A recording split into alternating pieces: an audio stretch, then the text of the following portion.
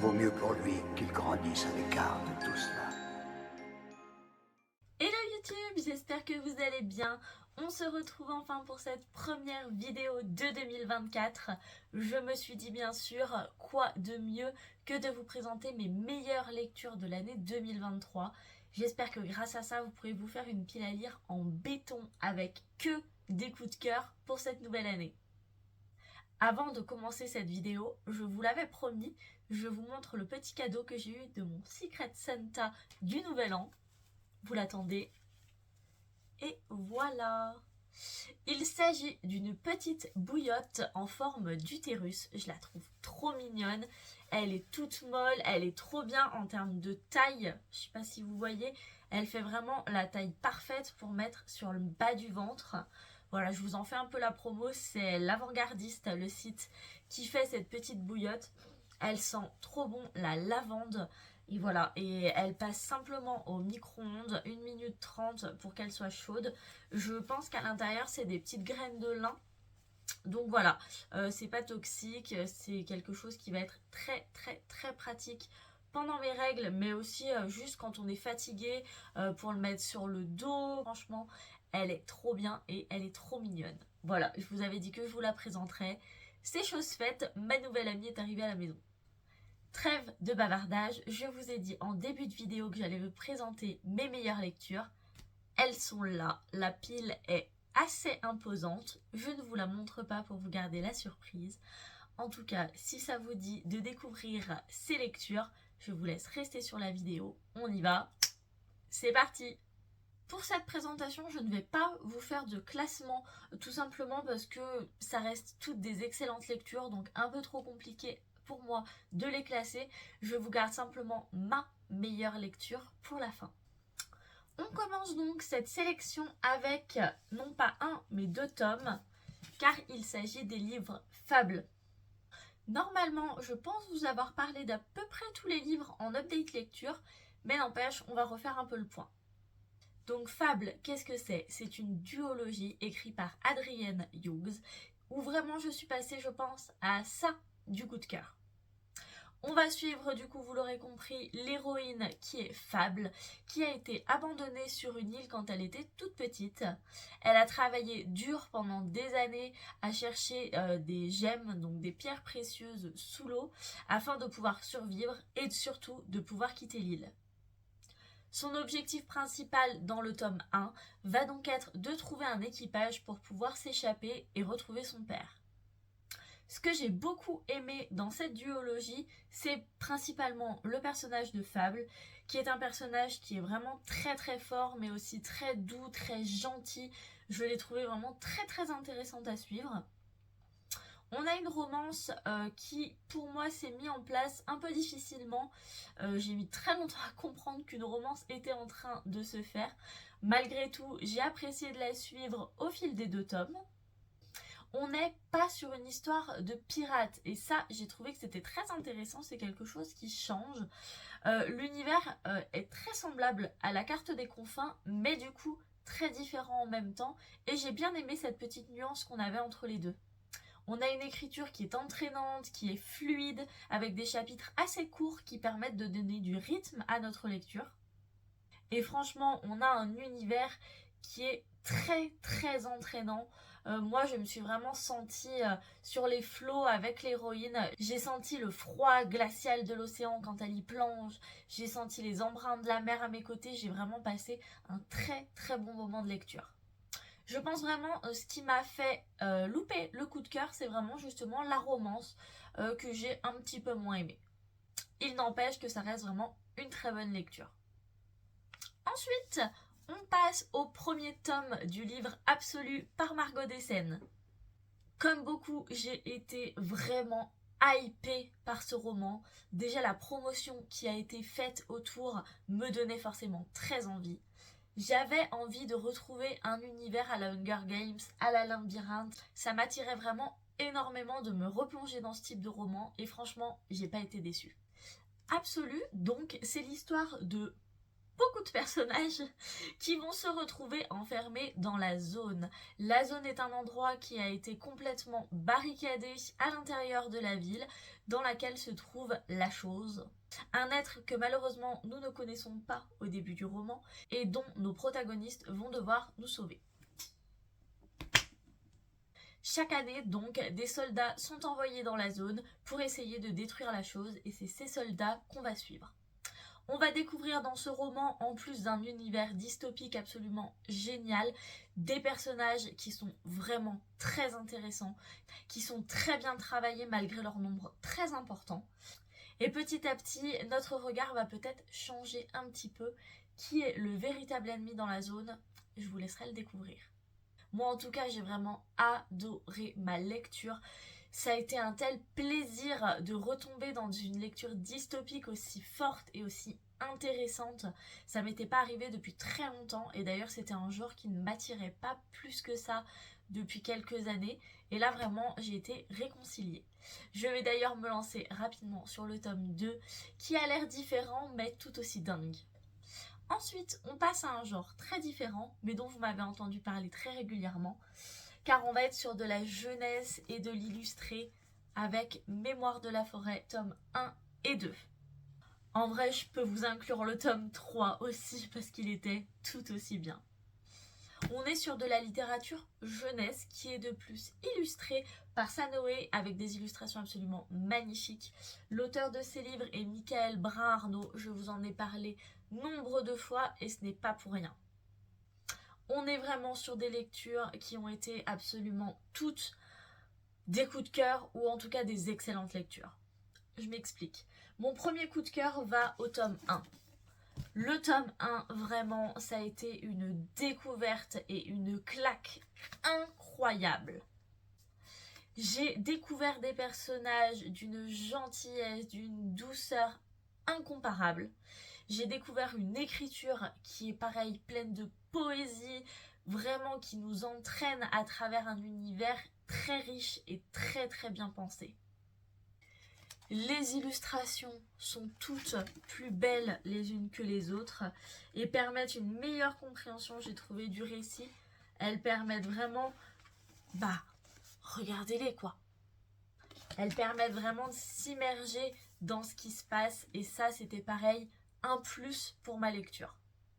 Ici du coup qu'est-ce qui se passe? Nous allons suivre Monsieur Renard qui n'est autre qu'Archibald Renard, un bibliothécaire un peu fantasque, un peu rêveur que j'ai beaucoup aimé.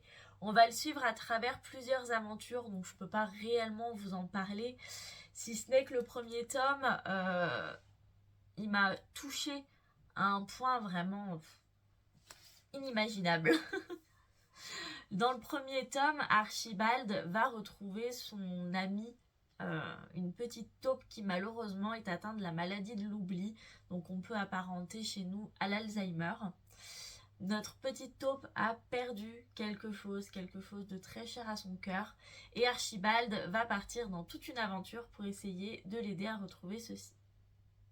On est sur des histoires qui peuvent avoir vraiment plusieurs degrés de lecture, c'est-à-dire que des enfants peuvent lire ces romans et peuvent beaucoup les apprécier, mais des adultes verront ces romans assez différemment. Je pense que toutes les aventures, tout ce qu'on trouve dans ces romans, c'est des choses qu'en tant qu'adulte, on a déjà tous été confrontés à ça, et ça apporte une saveur très différente au récit. Les émotions par lesquelles je suis passée dans ces romans ont été toutes très très fortes, que ça soit de la joie, que ça soit de la tristesse, de l'étonnement, même des fois peut-être un petit peu de peur. Et ça a toujours été des émotions fortes et des émotions qui m'ont fait du bien. J'ai passé vraiment un excellent moment pour les 3 romans, que ce soit le tome 1, le tome 2 ou le tome 3, j'ai passé des excellents moments. Je vous parlerai un petit peu plus du tome 3 dans un prochain update lecture. En tout cas, je vous le dis, foncez, vous ne serez pas déçus. Ensuite, on change encore de genre car on va passer à de la romance. Et cette romance, elle a été géniale. Je vous en ai là aussi déjà parlé dans un update lecture, donc vous pourrez retrouver tous mes avis dans les vidéos que je vous mettrai certainement dans la barre d'infos. Ici, nous sommes donc dans Bienvenue à Lafayette par Océane Ganem. Une du coup petite romance, comme je vous l'ai dit, parfaite pour l'été. Nous allons ici retrouver le personnage d'Ornella, qui est une riche héritière malheureusement, qui se retrouve un petit peu déchue, on va dire, suite à une aventure malencontreuse qui lui est arrivée et a été dévoilée. Elle se retrouve donc à devoir complètement changer de vie et surtout à devoir trouver un endroit où vivre en urgence. Elle accepte donc une colocation avec 4 bonhommes qui sortent de l'ordinaire. Et oui, pour ceux qui ont déjà lu le livre, je dis bien 4, parce que le 4e bonhomme de la maison, je trouve qu'il a une place parfaitement importante dans ce roman. Bon, en réalité, elle est surtout avec 3 beaux mâles dans cette colocation, dont un, bien sûr, qui va lui retourner le cœur. On est ici sur un enemies to lover quand même un petit peu, une colocation forcée et surtout une très très belle histoire d'amitié. Ce qui m'a beaucoup plu dans ce roman, c'est déjà que j'ai ri. Mais j'ai ri, ça faisait longtemps que je n'avais pas ri à ce point. J'ai adoré absolument tous les personnages auxquels je me suis vraiment beaucoup attachée. J'aime beaucoup dans tous les cas les histoires où il y a beaucoup de personnages qui gravitent autour d'un seul. Là en l'occurrence du coup c'est toute la colocation qui gravite autour de Ornella. Je sais pas, c'est des histoires qui me touchent. J'aime voir un personnage un petit peu seul, qui sait plus trop où il en est, qui se retrouve entouré d'amour comme ça, ouais, ça me touche particulièrement et du coup j'ai beaucoup aimé ce roman pour ça. En plus du coup du côté très humoristique, on a un petit peu de spicy qui m'a fait plaisir aussi, ma foi en été on aime bien le spicy. Et l'histoire voilà encore une fois est super sympa. Il fait partie des livres que j'ai vraiment pris plaisir à annoter parce que j'aimerais bien le faire découvrir à d'autres personnes avec mes annotations et du coup avec ce que j'ai ressenti. Je sais pas si c'est quelque chose que vous faites, mais ça m'intéresse pas de le faire sur tous les romans, mais celui-ci, il s'y prêtait parfaitement. Donc voilà, je n'ai qu'une chose à vous dire, si vous avez envie d'une lecture sympa, sans prise de tête, drôle et adorable, foncez sur ce roman. Ensuite, un roman dont je vous ai parlé nombreuses fois, mais du coup c'est une bonne raison pour le mettre dans ce classement. C'est le tome 3 de Sang, d'écume et de glace par Alexandre de Lys.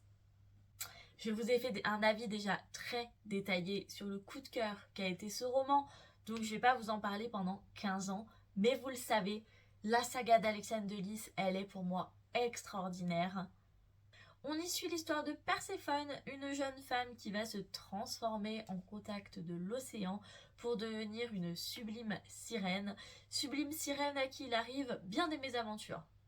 On découvre ici nombre de clans différents avec différentes races de sirènes. J'ai trouvé ça vraiment très très cool parce que là clairement on est autant dans une histoire terrestre qu'une histoire marine et il y a tellement de choses à découvrir, l'univers il est tellement vaste, les personnages sont très très bien travaillés, que ce soit l'héroïne comme tous les autres personnages, les gentils et les moins gentils. Les aventures qui arrivent à Perséphone sont, mais ça ne s'arrête jamais. Pendant 3 tomes, ça ne s'arrête jamais. Et celui-ci est la conclusion parfaite dans les aventures de notre héroïne. La plume est riche, la plume est douce, la plume est entraînante. Vous le savez, Alexandre de Lys, c'est vraiment une de mes autrices vraiment phares. J'adore ce qu'elle fait et ce roman, encore une fois, le prouve. Si vous avez envie d'une saga pas très longue, parce qu'on est sur une trilogie, donc franchement, ça va, qui est terminée, mais dont des petits préquels sont en train de sortir petit à petit, et bah franchement, lâchez-vous, faites-vous plaisir cet été avec cette aventure vraiment trop chouette. Ensuite, et une fois n'est pas coutume, on reste dans du Alexandre de Lys avec la duologie Tiziri. Là encore une fois, me semble-t-il que je vous ai fait une vidéo complète sur cette duologie, donc je vous la mettrai là dans le petit i. Là, on a été vraiment sur un coup de cœur inattendu, parce que vraiment, le pitch du départ me plaisait, mais pas non plus dingue. C'est vraiment parce que c'était Alexiane de Lys que je me suis lancée. Et qu'est-ce que j'ai bien fait! Ici, nous allons suivre Tiziri, aussi appelée Blanche, qui est dans son village une chasseuse. Donc elle va se rendre dans une forêt, ma foi, un petit peu particulière, pour rapporter des vivres à son village. Sauf qu'un jour, malheureusement, ça va mal se passer et elle va se retrouver emprisonnée par le peuple des Écomères. Le peuple qui vit du coup sur les terres où vit actuellement Tiziri. On va découvrir grâce à ces romans que nombre de choses qu'on croyait ne sont pas celles qu'on croit. On va découvrir aussi du coup la tolérance. La tolérance vraiment c'est le maître mot dans les romans d'Alexiane de Lys et surtout dans l'histoire de Tiziri, avec des personnages très étonnants, très hauts en couleur et surtout très attachants. On a une vibe qui est très à la Avatar. J'ai adoré.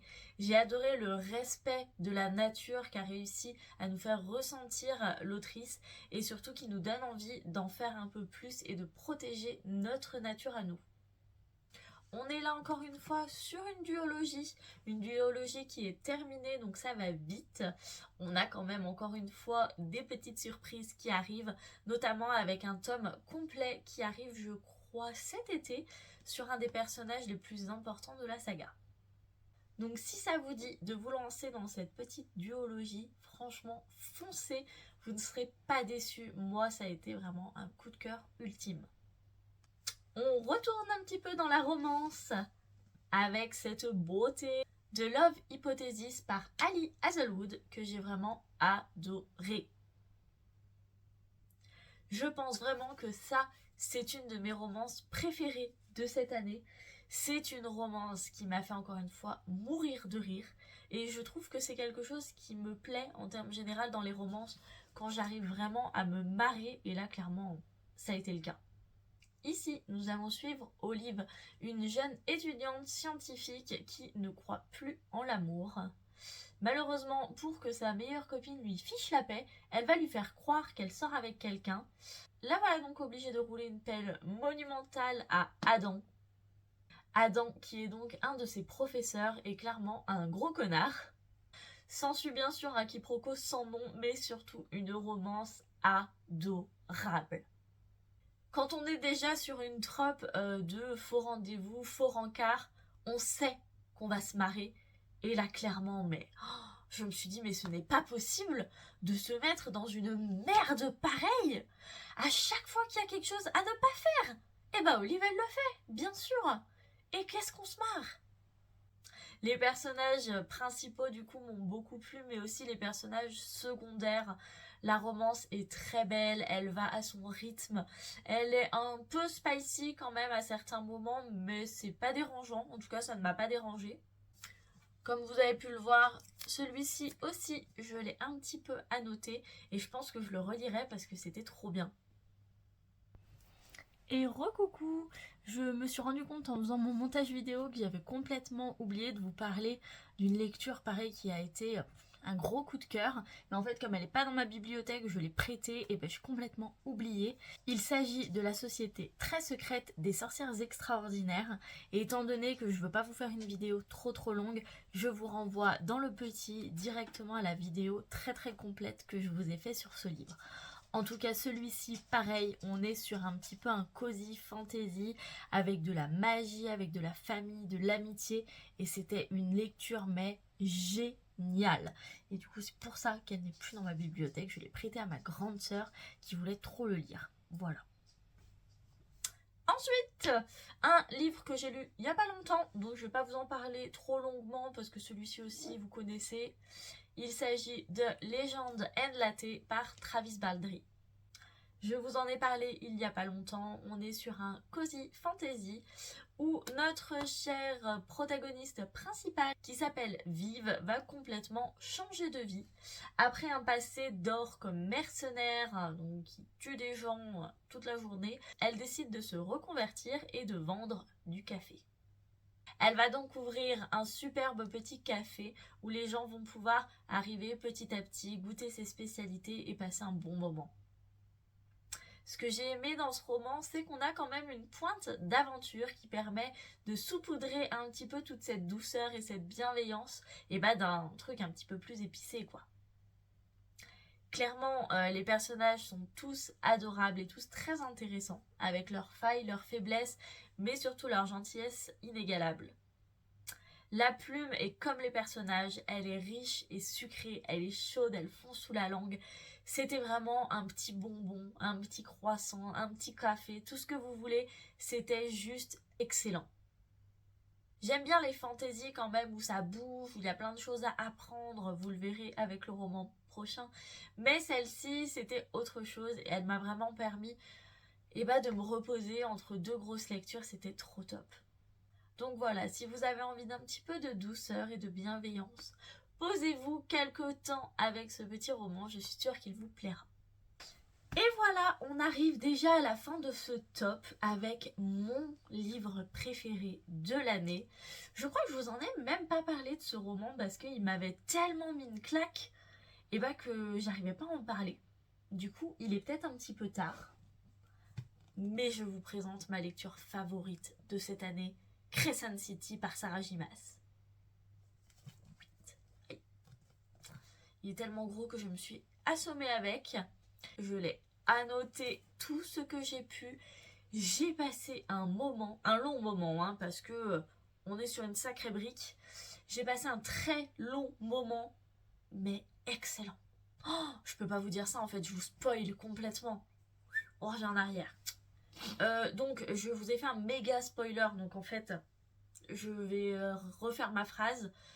Je comprenais pas trop où on voulait m'emmener dans ce roman, mais j'ai vite compris. Très vite.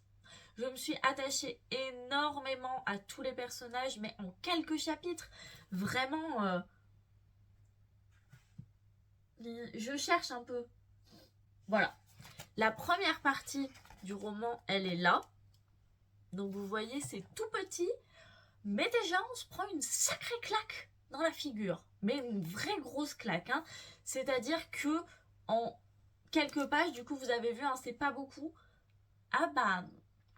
J'ai fini en larmes. Mais en larmes, comme rarement ça m'était arrivé dans un roman. Pour vous dire à quel point la plume de Sarah J. Maas, elle m'a embarquée immédiatement. Vraiment, il m'a pas fallu longtemps. Pourtant, l'univers est pas facile. On a beaucoup de races différentes. On a des personnages qui sont pas faciles à cerner, mais qui sont tellement bien écrits, qui sont tellement bons. Non, franchement, c'était ouf. Je pensais vraiment pas réussir à tenir la longueur d'un roman si gros. Et en fait, encore maintenant, je ne vois pas où sont passés tous ces chapitres. Parce que je lisais, et ça passait trop bien. C'était pas lourd, c'était pas indigeste. C'était juste un moment excellent. On a vraiment de tout. On a une romance, bien sûr, qui est pépite. On a de l'humour, on a du drame, on a de l'action, on a de l'aventure. On a vraiment beaucoup de choses.